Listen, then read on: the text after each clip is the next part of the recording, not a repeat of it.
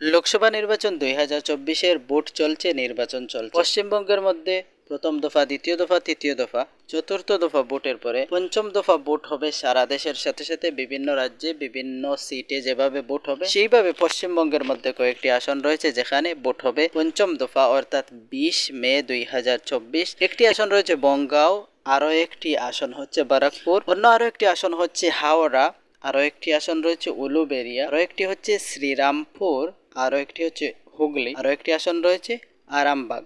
এখানে মোট 60টি আসন রয়েছে যেখানে 20 মে 2024 অর্থাৎ পঞ্চম দফা সারা দেশের ভোটের সাথে সাথে ভোট হবে, নির্বাচন হবে। উলুবেড়িয়া থেকে কংগ্রেস যাকে প্রার্থী করেছে, ক্যান্ডিডেট করেছে, ওনার নাম হচ্ছে আজাহার মল্লিক। তৃণমূল কংগ্রেস যাকে প্রার্থী করেছে সাজেদা আহমেদ। বিজেপি যাকে প্রার্থী করেছে ওনার নাম হচ্ছে অরুণ দয়াল চৌধুরী। এখানে তিনটি বড় বড় প্রার্থীর দলের 3 জন ক্যান্ডিডেট দেওয়া হয়েছে উলুবেড়িয়া এই আসন থেকে। শ্রীরামপুর লোকসভা আসন থেকে যাকে সিপিআইএম এর প্রার্থী করা হয়েছে ওনার নাম হচ্ছে দীপশিতা দার।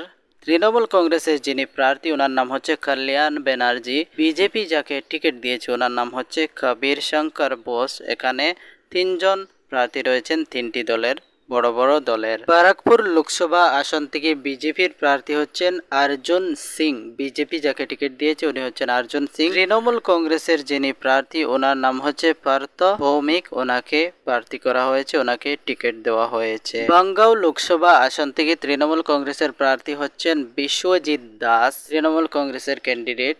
এখান থেকে কংগ্রেসের যিনি প্রার্থী ওনার নাম হচ্ছে শান্তনু বিশ্বাস। বিজেপি যাকে টিকিট দিয়েছে প্রার্থী করেছে ওনার নাম হচ্ছে শান্তনু ঠাকুর। এখান থেকে 3টি দলের 3 জন প্রার্থী রয়েছেন। আরামবাগ লোকসভা আসন থেকে তৃণমূল কংগ্রেসের যিনি প্রার্থী ওনার নাম হচ্ছে মিতালি বেগ। বিজেপির যিনি প্রার্থী, বিজেপি যাকে টিকিট দিয়েছে ওনার নাম হচ্ছে আরব কান্তি দিগার, ওনাকে প্রার্থী করা হয়েছে, টিকিট দেওয়া হয়েছে। হুগলি থেকে তৃণমূল কংগ্রেসের প্রার্থী যিনি ওনার নাম হচ্ছে রচনা ব্যানার্জি। বিজেপি যাকে টিকিট দিয়েছে লকেট চ্যাটার্জি। সিপিআইএম যাকে প্রার্থী করেছে ওনার নাম হচ্ছে মনদীপ ঘোষ।